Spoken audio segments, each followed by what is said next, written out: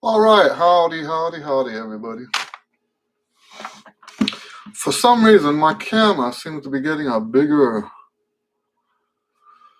Hello, Alessandro. Nice to see you here. Yeah. Good evening to you, too. All right. I hope everyone's having a good day, good week. We did have a question at the website that we'll answer right now while you guys are getting situated. One of my students asked, he says, because I think he's just getting into jazz right now, and he says, is it true that if you're playing a jazz song, that every time you play it, especially if there's improv, I might be wording this a little bit differently than what he worded it, is it different every time? And that's absolutely true. It's going to be different.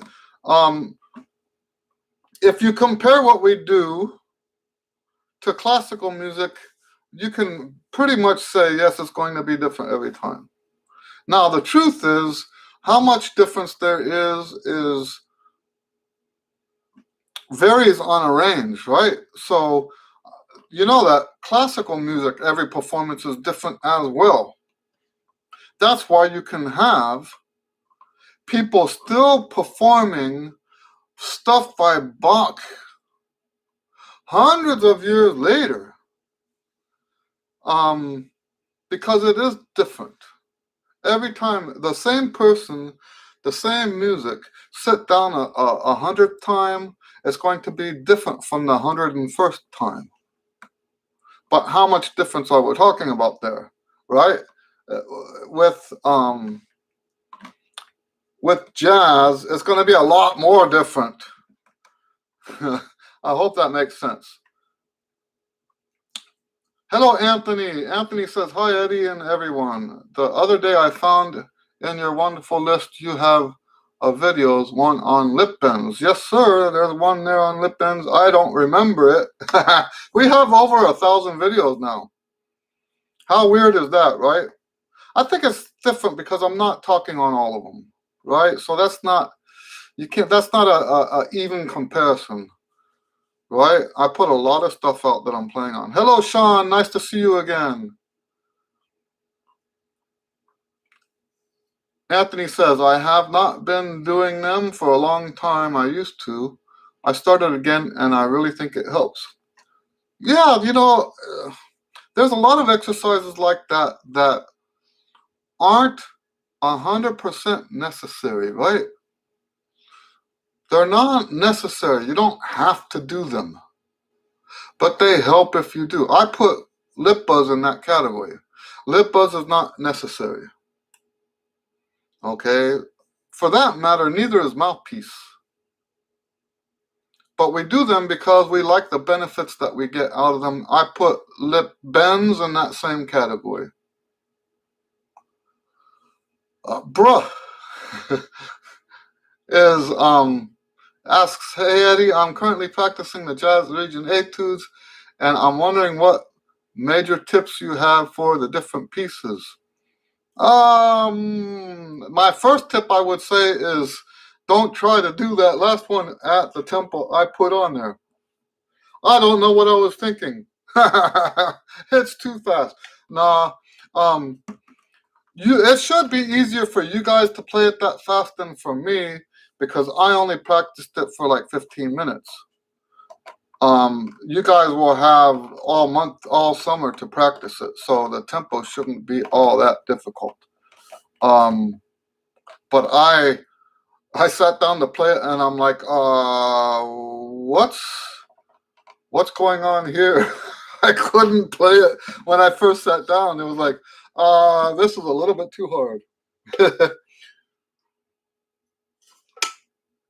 Let me tell you what I always say every year. I think the most important thing you can do to prepare these etudes is spend hours and hours and hours listening to jazz music. I know that sounds like it's a not answering your question, but here's the thing. I work with the students in high school, and I've judged a bunch of contests, and the number one complaint I have every single time is that the students are not swinging. And I'm absolutely certain that the reason they're not swinging is because they don't know what that music is supposed to sound like. If you're not listening to jazz, you can't play it correctly. And so let's put a number on that. If you're not listening an hour a day for 5 days a week, so at least 5 hours a week. Now, could those 5 hours all be on the weekend? Of course they could. But that's the first thing I would say, is to make sure that you're listening to jazz, especially the swing stuff. Let me pull out my copies of the etudes here. I have them here on the desk, but they're in a pile. So let me pull out the pile and sort through that real quick. So that's the first thing I would say, is make sure you know how to swing.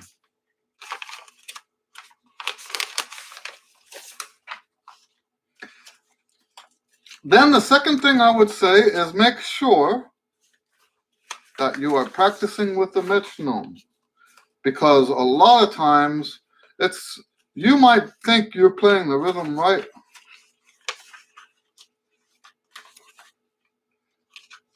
but if you're not using the metronome, you might be all over the place and not even know it. So, and what do I mean by using the metronome? I mean, every time you pick up the piece to play it, you play it with the metronome. You never allow yourself, at this early stage, you never allow yourself to practice that music without the metronome. Okay, I've only got 2 of the etudes here. Okay, it's not, oh yes, I'll check it once or twice with the metronome. That's not how it works. Once again, when I'm judging, another thing that stands out is a lot of times the student's sense of time is missing. Now, once again, the listening can help with that a lot, because if you know what that sounds like, then you're going to be more likely to play that way. So the second thing is make sure you're practicing every time you practice. It's with the metronome. Otherwise, it's just not going. For that matter, that's almost the same advice as the previous advice, right? Because if it's not in time, it doesn't swing, right? If it's not in time, then it doesn't swing. Also, I would also recommend that you practice your scales in the key of D, 2 sharps, before you practice this. And the reason for that is because you don't want to be practicing mistakes. The most important thing at the beginning of practicing a piece of music is to avoid mistakes at all costs. I remember one of the first times that I put out, this maybe not the first times, but see, I've only been doing, my YouTube channel is old, right? But I never really used it. I was using it as a way to share stuff with my students. and I'd never really started using it to reach people as a what do you call it, outreach. That was only about 2 or 3 years ago. So one of the first years that I actually spoke to the students through YouTube about the etudes, I'll never forget when someone said, "Oh, I'm so glad I learned this before I heard the video." I'm like, that can't go well. I'm not saying that for sure that student didn't do well. I'm not saying that. Maybe that student did well. Not likely. Now, if the student was awesome, and learned the etudes quickly, like I told you, it took me 15 minutes to learn them, and maybe they're almost as good as me, that's a big if, right? So if they were that good and learn the etudes, because I get the etudes out only days after they've been published, right? If you learned the etudes in just a couple days, there's going to be mistakes. And the wrong way to think is that you're going to make the mistakes now and fix them later. It doesn't work like that. Practicing is shaping your mind. If you shape your mind with mistakes, the mistakes will always be there. You can't unshape that. So the most important thing at this stage is to avoid mistakes. Hello, Wyatt. I hope that makes sense. So you want to study the music, you want to do stuff beforehand that's going to help you avoid mistakes. Now, the reason we're talking about that is because we're talking about practicing major scales, and preferably, I'm not trying to make a sale here, but preferably the tonalization studies. Those are my scales. That's my scale system. Learn the tonalization studies in the key of 2 sharps first, so that when you're practicing this music, you don't accidentally play C natural while you're learning it. Learn the scales first, and then when you're fresh with that scale in your head, go to this music then, so that you avoid making key signature mistakes when you practice. Another thing I'll say is that you want to make sure that you practice at a slow tempo. I tell my students that they're not even allowed to play at tempo. They're supposed to play at no faster than 2/3 of the tempo. So like 2/3 of, I'm not going to do this in my head. Normally I would. I just don't want to be wrong in public, okay? So 2/3 of 176. Oops. Ha!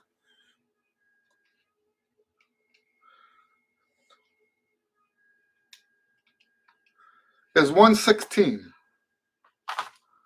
So the fastest you're going to practice it for months, let that sink in.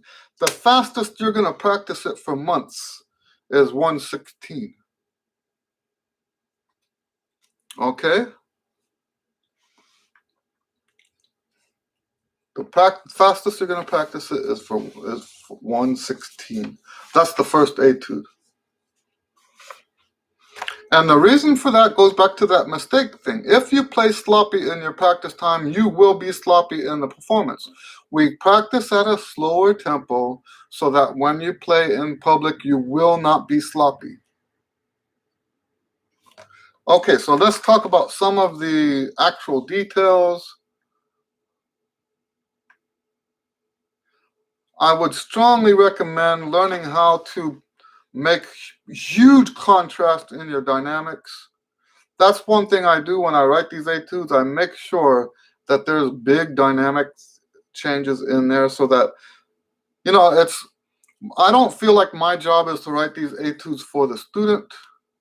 My job is to write this etude for the judge.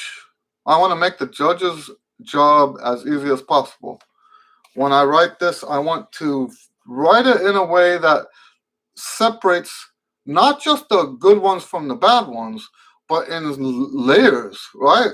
I want to make it easier for the judge to figure out who's first, who's second, who's third, who's fourth. If you have stuff that's just really hard or stuff that's really easy, they can't do that. So dynamics. I would also work. One of the reasons why we want. Hello, Gabriel. Nice to see you. One of the reasons why we work with the metronome constantly is so that we keep. Well, another thing I see a lot is that people will they'll play the wrong length on the long notes, and they will also not rest the right length. Normally, what the students will do in high school is cheat those notes and cheat those rests. So, like for example, in measure 8, see that rest there, and that rest is coming after a dotted quarter, and then there's a rest in the next measure. A lot of people are going to be cutting that short because they don't have that self-discipline, right? So you want to be careful with the rests. Believe it or not, I actually put that in there on purpose. Oh, here's another one. Measure 12 into 13. There's a long note and then a rest. Ooh. You would think, right, that, oh, I put the hard stuff in, because there are intervals in here and stuff like that. No, the hard part is counting those rests. You can't imagine how many people messed that up. Anyway, I hope that's enough for the first etude. The biggest thing, don't make mistakes when you're practicing. Don't make mistakes when you're practicing. If you find yourself practicing and it's sloppy, you're doing something wrong. And there's no way to be sloppy now and not sloppy at the contest. And I'm going to say that one more time. When you're working on a piece of music, a lot of you think, I know this because I've been teaching you guys for a long, long time. A lot of you think that it's okay to be sloppy now. You work it out later. And that's not how it works. Sloppy now, sloppy forever. Okay? So you have to watch that.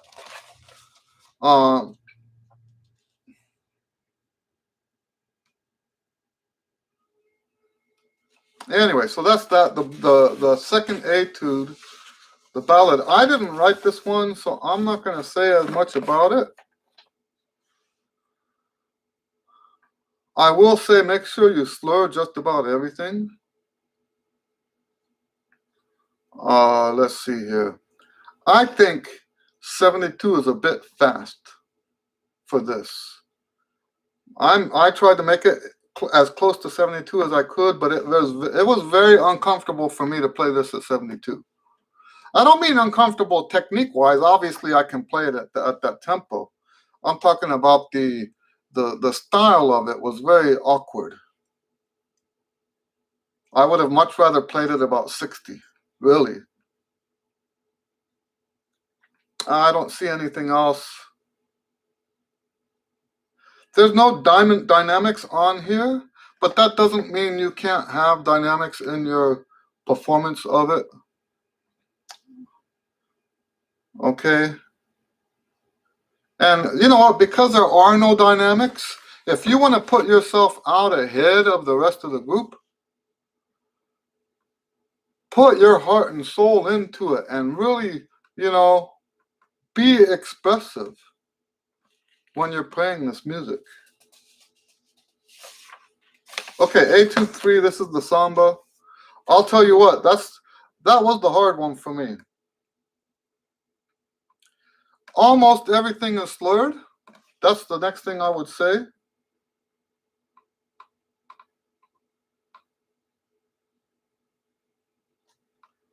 I would play that 16th note run in measure 4. I would practice that using every practice technique you know. Because if you play this at the right tempo, those notes go by so fast it's a blur, right?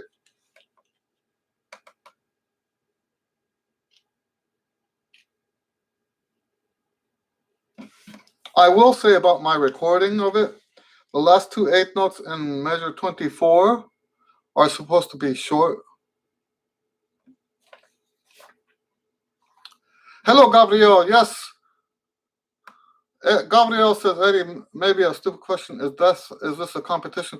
This is in the state of Texas, they have a all-state jazz band. And basically they take students, high school students, it's a high school level competition. They take high school students and put them the best. They have levels of competition. And then the best ones come together once a year and perform as a band. So we call that the All-State Jazz Ensemble. Now they've got two ensembles. And for over 10 years, I've been writing at least some of the etudes that they use for the competition. So yes, around this time of the year, we get questions about the music mostly because I wrote it. But I still, people still know me about this stuff because I'm just like loosely connected to that scene. I say loosely because I don't have a position. I'm not in academia, so there's nothing tying me to the all-state stuff aside from the fact that I have students and that I write the music. And I have done a lot of judging. They changed the way they do the judges. Yeah, it's all jazz, but it's not. There's a little bit of improv, but very little improv. They basically play written music. Now, Allstate is not just jazz. They have Allstate bands. They have Allstate orchestras. They have Allstate choir. So it's not just jazz. But what we're talking about now is just the jazz stuff. Anyway, I hope that answers bruh's questions. Bruh is, I don't think we used to spell it that way. When I used to live in Hawaii, that was the way people spoke. Hey, bruh. Hey, bruh. And we had in Hawaii, we had mokes and howleys. I was a howley. Howley basically means white guy, kind of. And the moke was almost like, what the mokes were? In El Paso, we have cholos. The mokes were like cholos. Hello, Raimo. Nice to see you. I keep forgetting to email you, Raimo, to give that platform a try. I'm sorry. I apologize. Things have just been a little bit hectic lately. I apologize. I do want to contact you and experiment with, and I don't, it's the Microsoft platform. Is that right? Or is it the Google one? I can't remember which one we were talking about. Meet? Is it Microsoft Meet or something like that? But yes, I do want to do that with you. We'll have to try to set up a time. I just keep forgetting. I see you on here and then I remember it. So I apologize about that.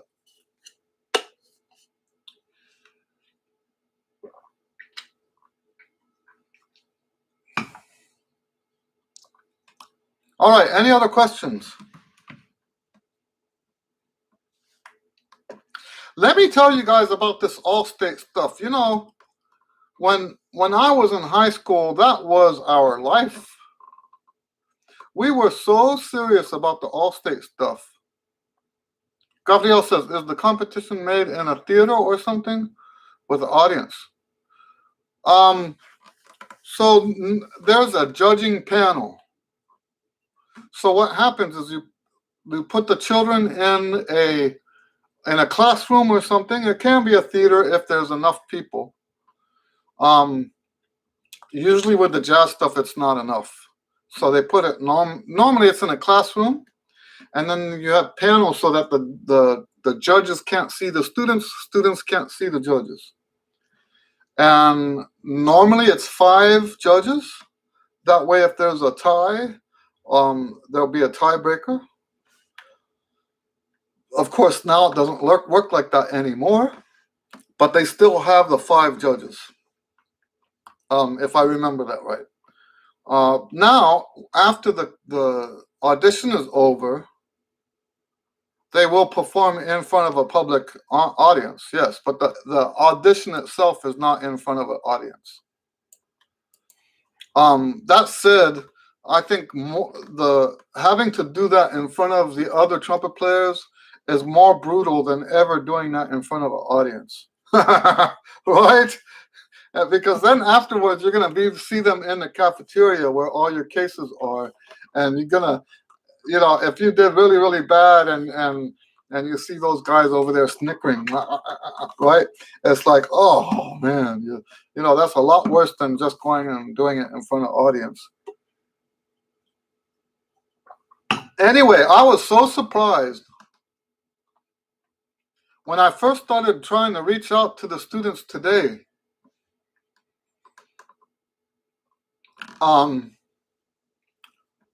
Ramos says it's meet with Gmail, so we'll try to do that.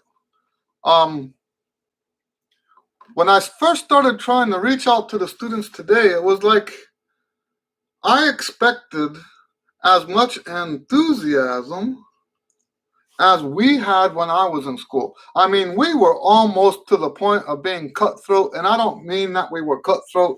It's just we were hungry for this stuff, right? And we practiced. I'm not exaggerating. We were practicing about 2 hours a day. And if there were mock auditions, we went to the mock audition. If there was a clinic, we went to the clinic. We were hungry for this, right? So I thought, hey, you know what? With this new YouTube thing, I'll have a platform I can reach out to these kids. And to my astonishment, I've found that the students today, what they want, they're not hungry the way we were hungry. What they want today, and I know this is a stereotype and I'm overgeneralizing. I'm not saying everybody's like that. But today the students want a shortcut. They're not hungry enough to do the work, right? What they want is someone to tell them this is how it goes, and they can copy it and go and get by, right? So here's one of my complaints. So Gabriel says, what do the judges consider in students' timing, sound, interpretation, or everything together? This is one of my complaints about the judging that they have in Texas, is that they have these 5 judges, and all 5 judges are doing everything together, which means that the judges are free to judge however they want. When we judge, they don't tell us, consider this, consider that, do this, do that. This is what we're looking for. This is what we want. No, none of that. The judges are pretty much left up to their own. And you know what? For that matter, I don't blame them for doing it that way, because the judges get absolutely nothing for being a judge. And I think the problem with the judging is central to the fact that they're not getting paid. Because if you did pay the judges, then you could say, hey, this judge number one, I want you to only look at rhythms. Judge number two, I want you to only look at sound. Judge number three, I want you to only judge. You see what I'm saying? You split it up so that, first of all, that's going to be less biased, right? That's going to be less biased. But they can't do something like that because if they did, the judges, first of all, would not enjoy it. Not that the judges ever enjoy it, but what I'm saying is it would make it so unpleasurable that they would not be there. It's hard enough to get people to judge as it is. Now you're going to tell them how they have to judge, and they're going to do it for free. Not going to happen. So I think that's the biggest problem is our judges are not paid. These judges do it for free, and because it's for free, they call the shots. And they're just going to judge the way they want to judge. And I think for that reason, a lot of times there are some students that don't get in that should have got in because they had all the skills, all the talent, all the stuff necessary, but because the judges were biased on one factor of it, that student didn't get in because that student was not the best at that thing. Now, of course, that means that our strategy with the students needs to be that you cover that thing, right? But that's not true musicianship. That's why we have a lot of the problems that we have in music today is because of this nonsense with the judging. Because they can't pay these guys. It's not a good system.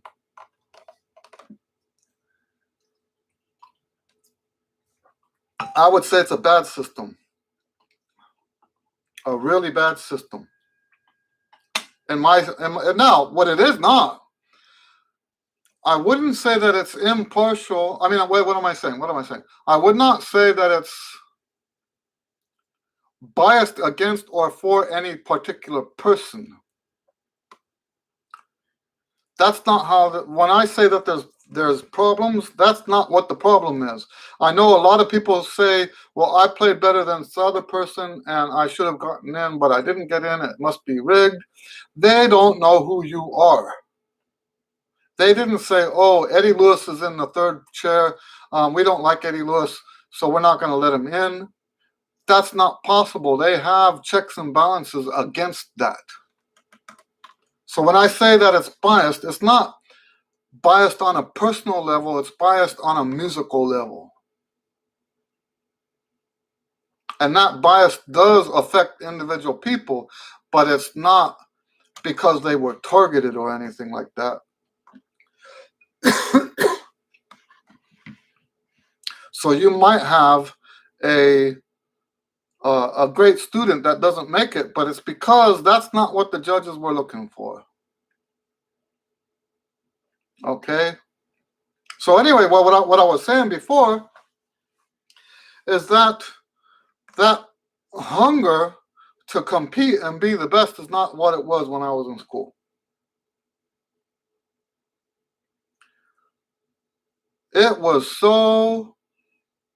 The competition was so fierce when I was in school that any help you could have to help you do a better job, not help you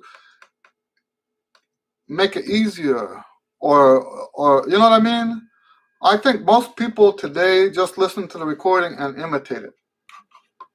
And, I think if anybody were to take it more seriously, they would probably win their region first chair. And easily make state. But that's the mind, the way the kids think today, it's not the same. It's not the same. And I know people say, well, the world over, it hasn't changed. The world has changed, actually. The world has changed a lot.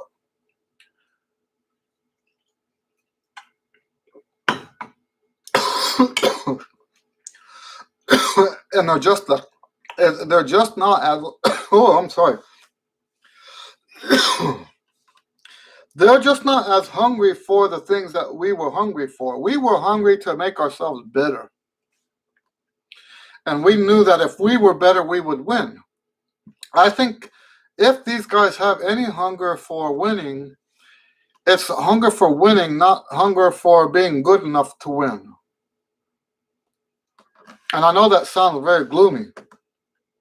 Gabriel says, is the competition for all the instruments? Well, in this case, for the jazz stuff, it's only trumpet, trombone, alto sax, tenor sax, and bari sax, and then piano, bass, drums, and guitar. So a standard jazz band instrumentation. So the jazz band in the schools usually has 5 trumpets, 4 trombones, I think is standard, 5 saxes, and then a rhythm section with piano, bass, drums, and guitar, if there is guitar.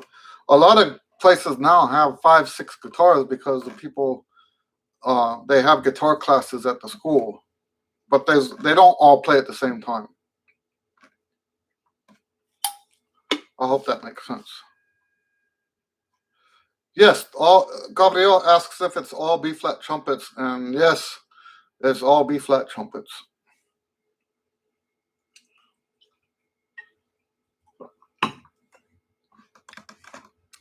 So we had the same contests when I was in school, but it was a lot different. We didn't have etudes. We actually had to play the music that was going to be on the concert. So they would have planned the music for the concert at least a year in advance. And then when we got the music, it was parts of the music. Like they would say, play from measure 8 to measure 45 or whatever. But it was the actual music that we were going to play. And that became, my understanding is that became a problem because the people who own that music wanted to have the money from all those copies that were made. And rightfully so, by the way. That wasn't, they were making illegal copies of this music and not paying anybody for it. So that's when they started switching to etudes. I think that was in the late 80s that they started, maybe. Either the late 80s or the early 90s, they started doing etudes. And I'm not gonna, I hope this doesn't sound arrogant, but I started writing etudes because the etudes that were being used were not jazz. You can't just put notes on a piece of paper and say this is jazz. And a lot of the stuff, those of you who know my jazz approach, right? I feel like if it doesn't have jazz language, it's not jazz, right? So Gabriel asks, are the etudes easier for the students? Yeah, I don't know that it would be easier. In fact, some of the stuff is actually very hard, I think. So, no, I don't think it's easier. So yes, the old etudes used to have no jazz language in them at all. And part of the problem with that is because, part of the reason for that is because I don't think a lot of these people even know what jazz language is, right? We have generations now of jazz band teachers that learned that jazz is certain notes over certain chords, which is absolutely incorrect. That's not how jazz works. You could have, My son and I just finished writing a piece. Now, it's a piece for beginners, right? And so Gabriel asks, you talking about judges or students who have no jazz language? I'm talking about the people writing the etudes. So when I started writing these, so this one's written by me, right? So when I started writing these, it was because the guys that were writing the etudes, once again, this is all for free, right? I don't get paid for this. A lot of people don't know that. They think I'm getting paid. I don't get paid for this. The etudes, if they don't have any jazz language in them, it's, in my opinion, it's just not jazz. And I was working with the students on this stuff, spending half a year having to play this stuff with them and listen to it, and it was just dreadful. So that's why I started writing the etudes myself, because I would write etudes that have jazz language in them. And if you know my approach, the jazz, a lot of people don't understand that jazz language comes at the motivic level. Gabriel says, I don't know why, but I was sure you were doing it free. Yeah, you know what? Some people would say that's a character flaw. Huh? The thing is, I do a lot of stuff for free. A lot of stuff for free. And yes, the people who say, and in fact, you could almost say that's what ended my first marriage. I know I'm getting a little bit too personal here. So you could almost say that, because I remember in the year before she left, her friend was sitting at our kitchen table and said how disgraceful it was that I was doing all this stuff for free while we were struggling to get our bills paid and living at the standard of living that we were living at. And that I would spend hours and hours every day doing stuff for free for all these people. And that was never stated as a reason why she left me. But you have to believe, that I believe, that if it wasn't like that, that maybe the reason she had would have never happened. Right? So you can say that's a character flaw that but here's the thing. God has never stopped taking care of me. I know I've said this before on different videos, maybe even here in the chats, in the Q and A. When I was in 7th grade, I had this conversation with God, and I know now today to say that the Holy Spirit spoke with me. I didn't know that language back then. I just thought I was talking to God, right? Same thing, it's just we have different vocabulary for it today. But God told me back in 7th grade, God said to me, he says, for as long as his love shines through my music, he will provide every earthly need that I've got. And God has always taken care of me. Now, of course, he uses people to do that. And one thing I've learned in my lifetime is to never. So, I think one of the most disgusting things to do is someone comes up to you and gives you a gift, and you say, oh, look what God provided, right? Without thanking the guy that gave you the gift, right? That's disgusting. I don't think God likes that. So yes, God does use people sometimes to bless me. Um, and I'm very appreciative of those people. And but the truth is, those people are gone tomorrow, right? They bless me today, and then tomorrow I don't hear from them again for a long time, right? So that sounds awful too, doesn't it? But you know what I mean. That's not what I mean. I'm not saying that that makes me sound like I don't appreciate them. I'm just saying those people who bless you today are not expected to bless me every day for the rest of my life now. And even though it was their choice, when I live the way that I think God wants me to live, these blessings come from every direction. It's not just people.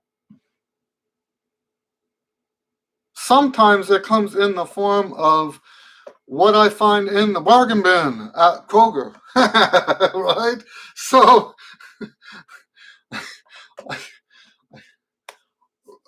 you know, that's how part of how I make this work, right?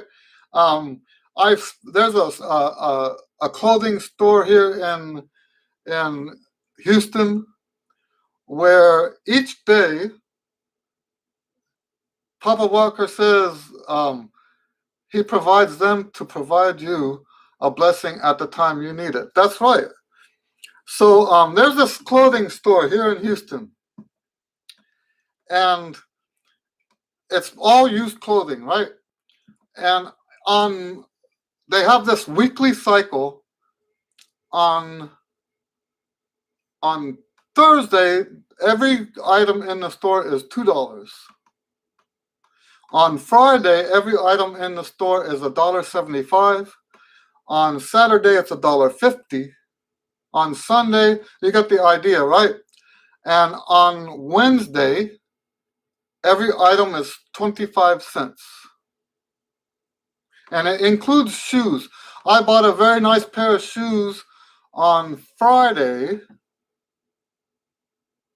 and these will be the shoes that I wear now when I wear my tuxedo at the gigs. So I basically bought tuxedo shoes for $1.75. So, and as far as I'm concerned, that's just another way that God blesses me, is with discounts and stuff like that. Yeah, so it's very rare for me to have more than $5 worth of clothing on. If you can believe that. It's very rare for me. And same thing with the cooking, right? I have this amazing wife. Who can make a meal that would feed 6 people. Now, she makes a meal that feeds 6 people, and just the 3 of us eat it. So sometimes just the 2 of us. But she'll make these huge meals that it costs her no more than $1.50 to make. So yeah, so I'm blessed in ways that you can't even imagine. And you can't, in my mind, I can't separate all the stuff I do for free from that, from all those blessings. To me, those are both the same thing. It's just 2 different sides of the same coin.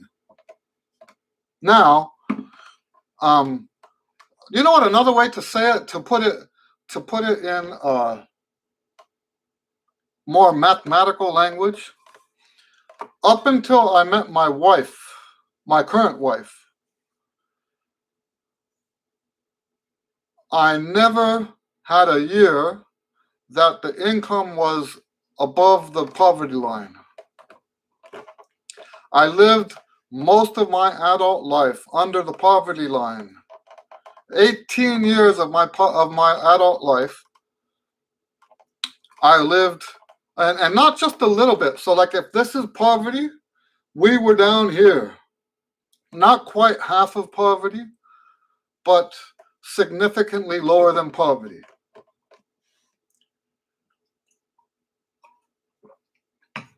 And you know, when I tell people that, they say, "Well, Eddie, is that really true, or did you just not report all your money?" Because you know, it's normal for musicians not to report all their money because they get cash a lot of times. I know a guy that he gets paid with a check. He'll go to their bank and cash the check. He saves all his checks up in his car. And when he sees a Citibank, he'll stop. Not Citibank. Bank One. Oh, Bank One's gone too. Anyway, whatever bank it is, he'll say, "Oh, there's that bank," and he'll pull out whatever checks he's got for that bank and go cash them so that he doesn't have to claim that on his taxes. Well, I'm a Christian and I believe I'm supposed to pay my fair share of taxes. So I report every single penny that comes in. And in doing that, I'm still, for all those years, I lived well beneath the poverty line. And the reason I started making more money is because I had to get Pearl here. Because you have to have, in order for someone to come in from out of the country, she was in South Africa at the time. You have to have a sponsor, and I needed to have at least enough money to not be, poverty. They don't let you be in poverty and sponsor somebody from another country. So I had to really change the way I did things at that point because I had, and that's the thing, is we haven't been beneath the poverty line since, which is good. We've been, I shouldn't probably be sharing these kind of details. I'm sorry about that. Some people, you know, it is actually kind of rude to talk about those things. But I'll tell you what, it's connected to what we're doing here. You know, I don't think every musician lives that way, but I do think most musicians are living at the poverty line. Unless you have a job with a symphony orchestra or something, you're not making a lot of money unless you have another job.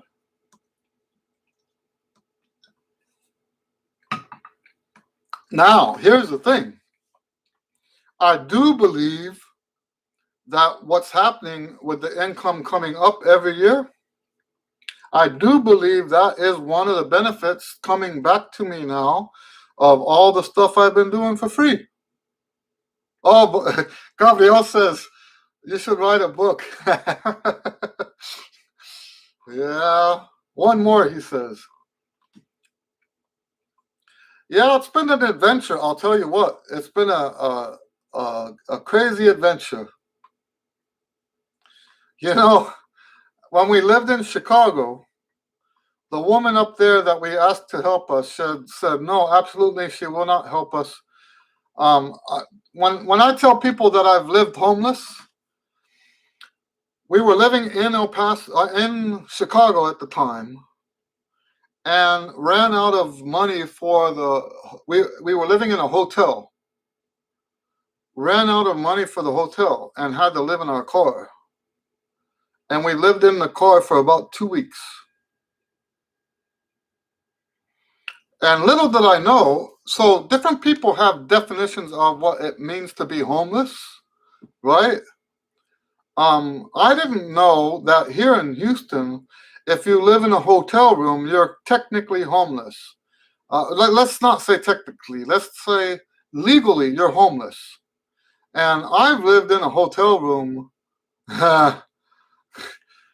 So that's what we used to do. We used to live in a hotel room every time we moved, right? So I lived in a hotel here in Houston for like 6 months. Lived in a hotel room in Chicago for, I think, at least 2 months. Then we lived in a car for 2 weeks. Yeah, so I've been homeless. Woohoo! I've been there, done that, got the T-shirt. But that's not what we're here to talk about. Anybody have questions about music and trumpet? Oh man. You know what? Talking about me doing stuff for free. All of the books started off as that. Yes, Gabriel says homeless, but with the trumpet.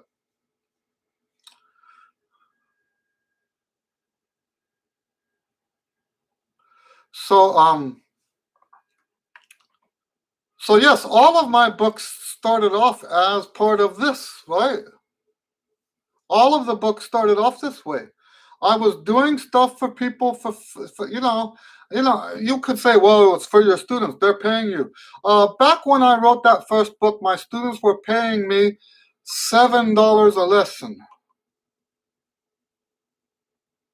They were not paying me to write a book. I did that work for them over and above what I was getting paid for. And all of the books have been that way, right? Uh, there's I'm not making enough money prior to writing the book to justify writing the book. And I think this is part of why the books have been so extremely successful is because the reason they were written wasn't because I wanted to show everybody how smart I was. It wasn't because I wanted to continue my legacy. It was nothing like that. Those are egotistic reasons. What we're doing here right now, right? And I know we haven't talked much of trumpet today, but what we're doing here right now is what led to the books. Me helping trumpet players and helping not just 10 trumpet players, not just hundreds of trumpet players, thousands of trumpet players. Me honestly and earnestly helping them is what led to these books. Okay? Even the arrangements. So sometimes I'll write a composition that I just want to write. Sometimes. Not very often. Most of the stuff I compose is stuff that I'm writing for the students or for people who I know that need them. But yes, this I know I'm going on and on and on about this, but it's actually connected to what we're doing here. I don't, for that matter. I mean, I don't get paid for this, right? And I'm not complaining about that. This is what I do, right? So I'm even tempted, right? By the way, I haven't been telling you guys about this. I'm tempted to have another one of these per week, right? Just because I know that a lot of people can't get here by 1 o'clock, and I can't seem to find a single time that works for everybody. So yeah, I've been thinking about doing another one of these. So anyway, but yes, I mean this is not something that I'm getting paid for. This is not sponsored. It's not anything like that. And it's just this, what I told you about seventh grade, right?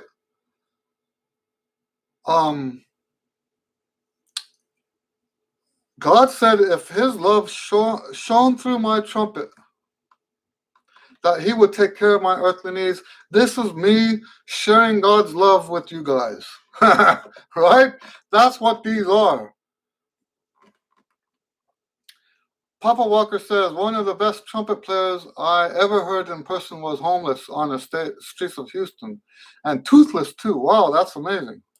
He could also play several different harmonicas beautifully. Wow, that's very cool. I like that. Matthew says, hello Matthew, nice to see you. Do you have a recommendation for books or materials for beginners? I'll tell you what, I have to go pick up my wife from work. She gets off at 2 and it's 2 o'clock now. I will start with that question next week. Okay, because I can't just answer that in a couple minutes. Okay. So I'll remember your question for next week. If I forget, please remind me. But yes, I will get back to you next week. Um, Mr. Walker says, I enjoy your Sunday morning hymns. Well, thank you very much. I'm glad you like that. Um, that is sort of a ministry of mine. Um, and I'm going to try to keep doing it as God gives me the ability to do so. Okay. All right, guys, I got to split because she's getting off work right now. It takes me about 5 minutes to get there. I'll see you guys next week. God bless you. Have a great week. Bye.